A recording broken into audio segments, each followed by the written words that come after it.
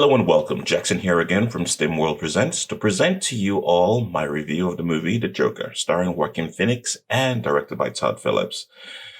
I'll get right down to it. It was a tad bit underwhelming. I know it's not going to be a popular stance out there, but I'm calling it as I see it.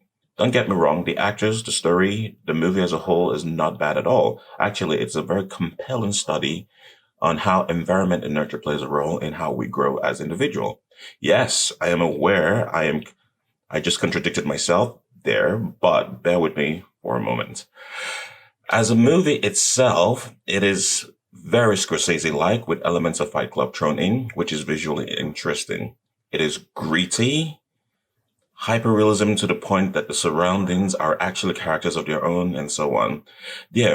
There, we see how things interact with one another and infect each other, causing strife, and you, as the voyeur, feeling bad and a sort of relief sensation in the fact that this isn't your life because what we're experiencing in that world is pretty bleak.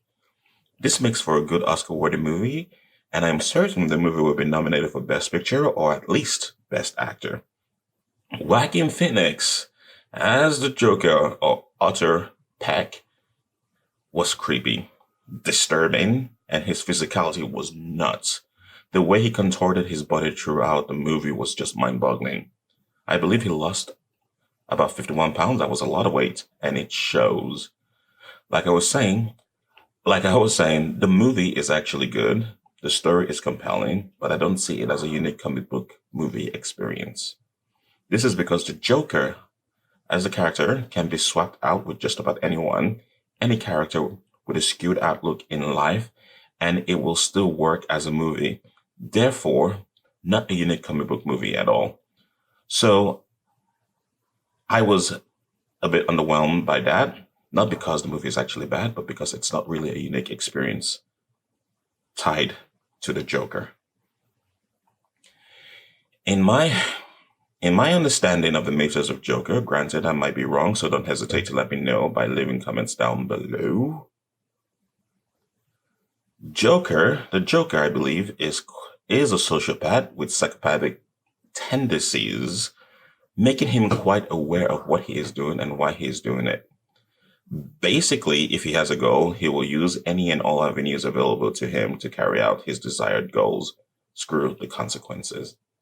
He is a sociopath because he really doesn't have that filter to empathize with his surrounding. And psychopathic because of his frenzied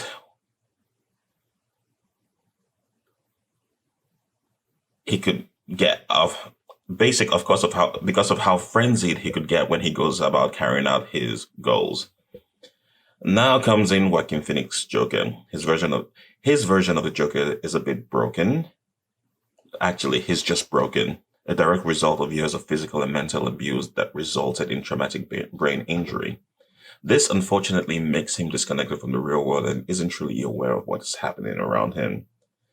Then there was the subway scene, which I thought would sort of jolt him out of this disconnect. Instead, it made him worse, and a series of events took place that had me wondering throughout most of the movies whether the events we're actually witnessing is happening or not, which, in my opinion, takes away from immersing oneself into the story. I know, like I said, it's sort of a little bit contradictory in my review because on one hand, the movie is great. Joaquin Phoenix is great.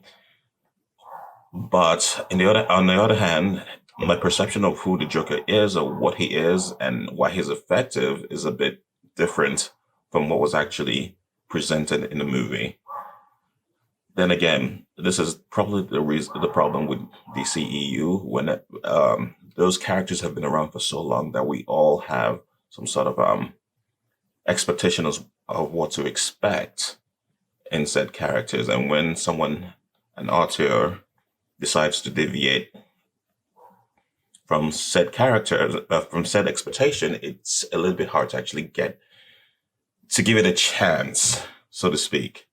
And which is probably part of the reason why the DCU as a whole has been struggling to gain traction as compared to the Marvel Universe, because Superman, Batman, Wonder Woman to an extent, and how say the Flash all have this really, really long storied history, and everyone grew up with different versions of said characters.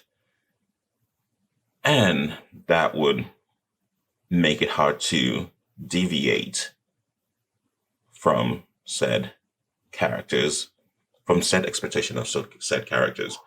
Anyway, let's just go back to the Joker review. Sorry for the diversion. So as I was saying, I was like, those characters' interaction don't make sense, and so on. Towards the end, they sort of corrected a bit, and we sort of opened the possibility that it may actually be connected to the DCU by the way of the Robert Pattinson's Batman, which is rumored to take place in the 90s, with this Joker taking place either in the 70s, late 70s, or early 80s. Heck, it could even be loosely, it could either be loosely tied to Michael Keaton's Batman universe, or frankly, just in the Joker universe in the DC multiverse. Ultimately, I'll have to say, as a whole, the movie's great in the sense that the movie itself, had it been with a different character, I would have given it an 8 out of 10. But as a Joker origin movie, I would give it a 6 out of 10. I know, like I said, this is probably not going to be a popular opinion, and I spent half the time contradicting myself, but it felt as though there were two movies happening at the same time. Or in my head, me personally, there are like two movies happening at the same time. I'm watching a Martin Scorsese movie with a character who's obviously a little bit, who's messed up, who has issues. Traumatic brain injury tends to bring out the worst, could bring out the worst in people. And then we have a movie that's trying to explain the mythos of the origin of the Joker. And it just felt a bit weird in that universe. And I've also heard a theory that this might actually not be the Joker. This might actually be the guy who actually inspires the Jared Leto's Joker, so to speak. I'm not sure. We'll just have to wait and see where Warner Brothers actually goes with this. And if I'm not mistaken, I don't think there was actually a DC intro at the beginning of the movie. I think it was actually under the umbrella of Warner Media. I might be wrong. If I am wrong again, like I said, please correct me. Sorry, this is this is my review for the Joker. Sorry, it's a bit all over the place. I just couldn't get a unified story in my head. So, like I said, this is probably just my experience. I might be utterly wrong. I will probably have to go back and watch it again and see if I feel the same way. I had to wait at least over 24 hours to make sure that I'm not experiencing the crazy glow that happened during the Star Wars, is it Force Awakens, where I was absolutely ecstatic about the movie when I was done watching it, only to realize the next day I was like, oh my God, this feels a little bit like A New Hope. Why is that? And then, it's a good thing I didn't actually do a review of that. At least I don't think I did a review of that. I might be wrong. Just check it out. We'll have to wait and see. Anyway, like I was saying, I am rambling on. This is it. I'm in a rush. I have to go to work. So don't forget to subscribe. I'll get more videos in soon. This is Jackson, over and out. Don't forget to subscribe, okay? Yes, I am aware. I am rambling. Have fun, stay safe, and enjoy New York City Comic Con. Ciao.